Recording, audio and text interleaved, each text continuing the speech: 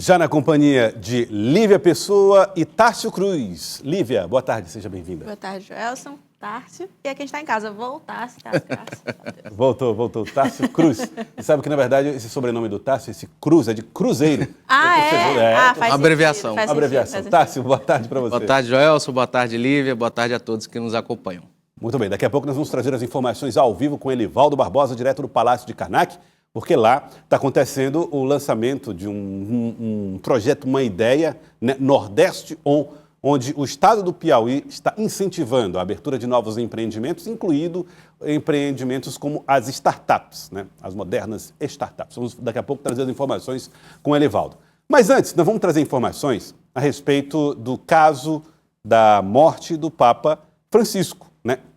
Ontem nós trouxemos as informações aqui no Jornal do Piauí a respeito da morte, do anúncio da morte do Papa Francisco, o cardeal Bergoglio, argentino, que morreu e agora dá início, né, a uma série de eventos no Vaticano para a sua substituição. A imprensa italiana colocou o ex-arcebispo de Teresina, Dom Sérgio da Rocha, entre os cardeais com possibilidade de serem escolhidos como novo Papa. A decisão não sairá em menos de 15 dias. Nós vamos trazer agora uma reportagem de Neila do Rego Monteiro falando a respeito do perfil do ex-arcebispo de Teresina, que vai participar do conclave como eleitor e pode ser um dos escolhidos para ser o Papa.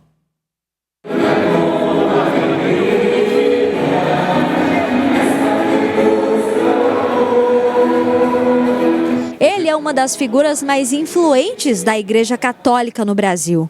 Com uma trajetória marcada pela fé, pelo diálogo e pela dedicação aos mais humildes, Dom Sérgio da Rocha, hoje referência nacional e internacional no cenário religioso. Tanto prestígio o levou a ser um dos 9 conselheiros do Papa Francisco. Tive a graça de ter como cardeal, sobretudo como membro do Conselho de Cardeais, um grupo chamado C9. Então tive a graça de conviver mais de perto com o Papa, sobretudo nas reuniões, que foram muitas, que participei com ele, especialmente nesse grupo conhecido como C9, como G9, como Conselho de Cardeais. Natural de Dobrada, interior de São Paulo, Dom Sérgio foi ordenado padre em 1984. Desde então, construiu um caminho sólido na igreja, passando por dioceses importantes, como a de São Carlos, Fortaleza, Brasília, onde se tornou arcebispo, e atualmente como arcebispo de São Salvador da Bahia e primaz do Brasil. No Piauí, ele teve 2 funções. Foi adjunto do arcebispo Dom Celso José Pinto. Depois assumiu a arquidiocese de Teresina entre os anos de 2008 e 2011. Como arcebispo, era conhecido pela sua intelectualidade e serenidade na lida com os desafios da igreja. Por isso, meu sentimento é de saudade, de gratidão pela acolhida tão carinhosa que eu sempre recebi aqui. Os cardeais, pela natureza da sua função, estão muito unidos ao Papa. Então, cada vez mais a igreja aqui no Piauí e em Teresina, acolhendo os seus ensinamentos, procurando vivenciar os valores que ele tanto tem ressaltado, como da misericórdia, da acolhida, da simplicidade. Em 2016, o Papa Francisco nomeou cardeal da Igreja Católica, reconhecendo sua liderança e compromisso com os valores do Evangelho.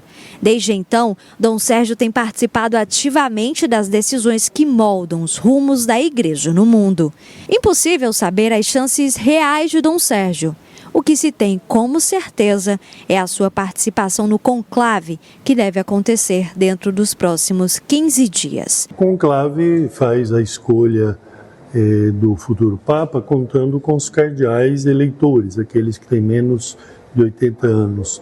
Todos somos convocados para participar do conclave.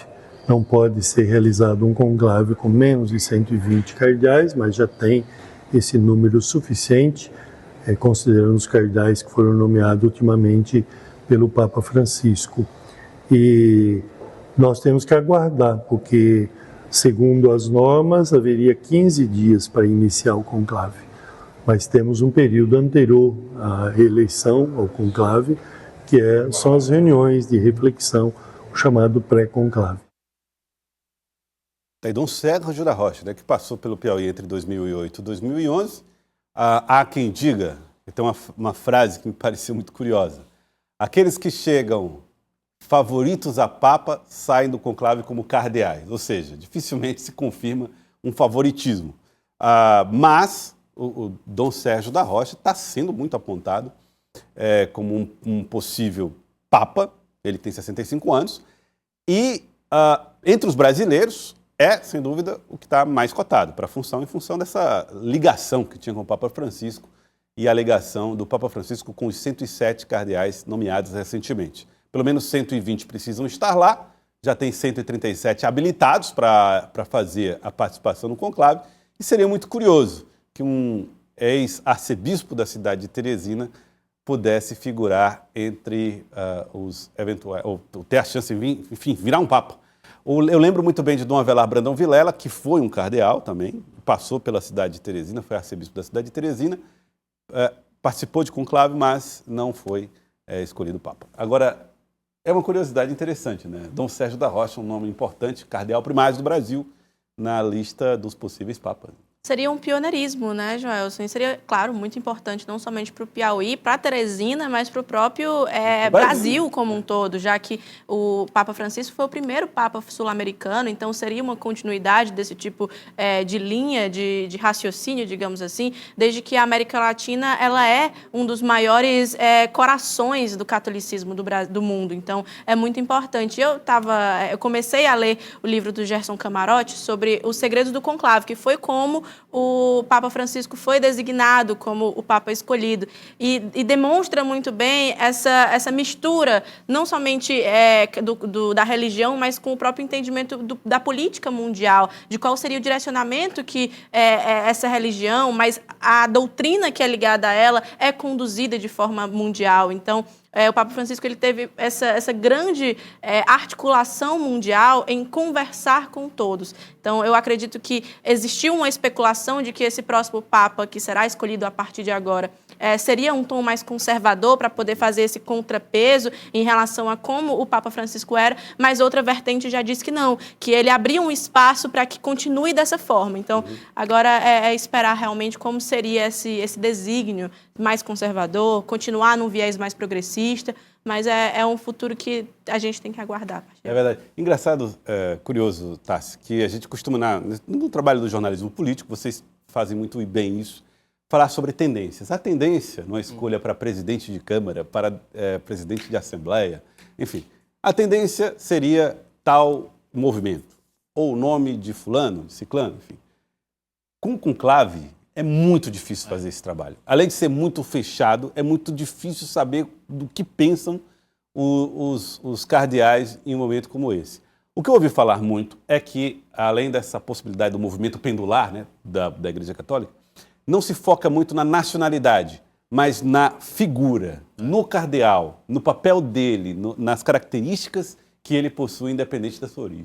Eu até comentava com a Lívia há pouco que é o momento, o conclave, em que a política e a religião se encontram diretamente. Porque é uma escolha, claro, religiosa, mas também uma escolha muito política, né? Os cardeais escolhem politicamente, como você citou, dentro de um perfil, seja ele, muito se comenta sobre a possibilidade de um Papa africano, muito se comenta sobre a possibilidade de voltar a um europeu ser o Papa, mas acho que é esse momento em que a política ela encontra a religião numa forma em que você falava do eleitorado, podemos dizer assim, ele é extremamente heterogêneo, né? Nós temos ali cardeais com diversas formações, de diversos países, que tiveram diversas construções religiosas mesmo, né?